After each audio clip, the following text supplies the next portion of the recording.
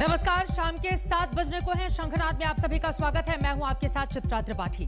चंद रोज पहले हमने प्रयागराज में गंगा किनारे का भयावह दृश्य आपको दिखाया था।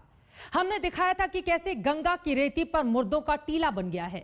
करीब हफ्ते भर बाद हमने एक बार फिर से प्रयागराज का रुख किया, ये जानने के लिए कि अब हालात वहां पर कैसे हैं। क्या अब भी लोग अपने परिजनों को गंगा के किनारे दफन कर रहे हैं? हमने देखा कि हालात बिल्कुल भी नहीं बदले।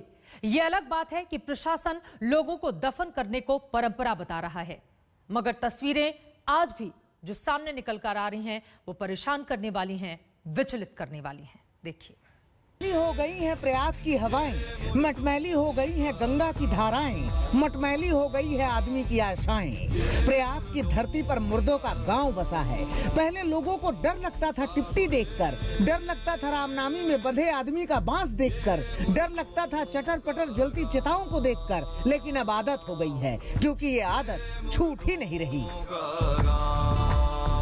उत्तर प्रदेश की संगम नगरी प्रयागराज में जिस तरीके की तस्वीरें पिछले दिनों दिखाई दी, वो बड़े सवाल खड़े करती है कि आखिर इतनी संख्या में एक साथ गंगा के घाट में इतने शवों को आखिर क्यों दफना दिया गया।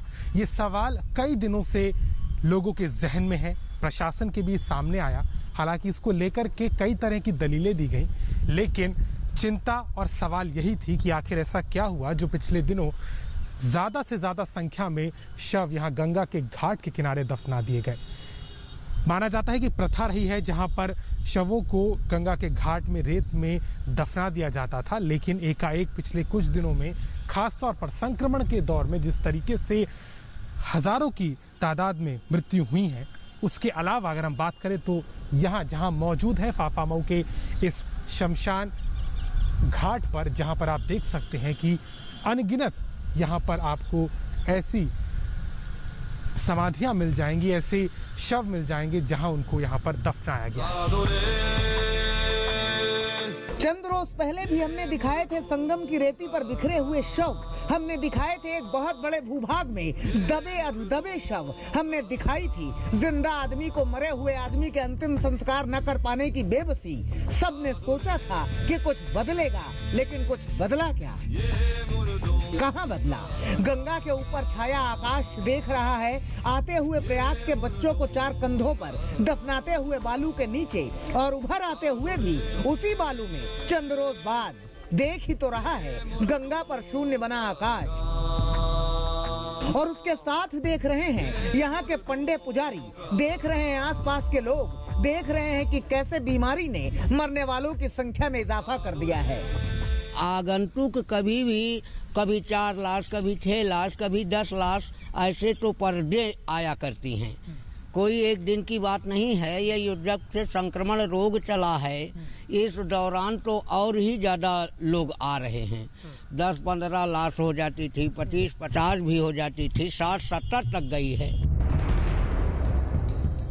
इतने लोग मर गए कि शमशान घाट कम पड़ गए। लकड़ियां मिली नहीं, मजबूरी में गड्ढा खोदा और दफना दिया।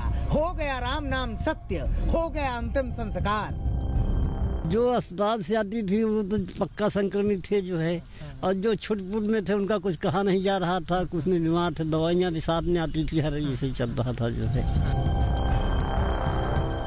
किसी भी सत्तासीन आदमी की शर्त होती है कि उसके शासन को गुलाबी कहा जाए, फाइलों में दुरुस्त किया जाए वो हिसाब जो हुकूमत के हिसाब का हो। लिहाजा सारे कील कांटे दुरुस्त हैं, कहीं कोई दिक्कत नहीं, परेशानी नहीं, समस्या नहीं। जिंदा आदमी खुश है, परंपरा मना रहा है, अपने मन से ही अपनों को गंगा के किनारे दफना रहा है। लोगों की मान्यता और लोगों का ये जो पुराना एज ओल्ड परंपरा थी लोगों की गाड़ने की, वो उस समय भी थी। इसलिए कहना कि ये नई बात है और कोविड को लेकर के चीजें हैं, नॉन कोविड को, लेकिन जितने लोग भी कोविड में पाए गए उनके लिए अलग से प्रयाग में एक घाट बना हुआ था, फाफामऊ ही, जहां पर लोगों को दाह संस्कार कराया जाता था जिनकी बॉडीज, क्योंकि उसके प्रोटोकॉल थे। उसके अलग से प्रयाग में एक बड़ा घाट बनाया गया था। और जैसे जितनी शुरू में चूंकि 15 दिन बहुत ही ज़्यादा संक्रमण का जोर था, 40-42 जितनी भी बॉडीज आती थी, करीब जिनकी संख्या होती थी वो रिकॉर्डेड थी, लेकिन गांव से जो बॉडीज आती थी उनमें रिपोर्टिंग नहीं थी। बेहतर होगा हुजूर कि जैसा आप कह रहे हैं बिल्कुल वैसे ही हो, क्योंकि अगर ऐसा नहीं हुआ तो बारिश में इसी प्रयागराज से आज तक के संवाददाता फिर से आपसे सवाल करने आएंगे, जरूर आएंगे।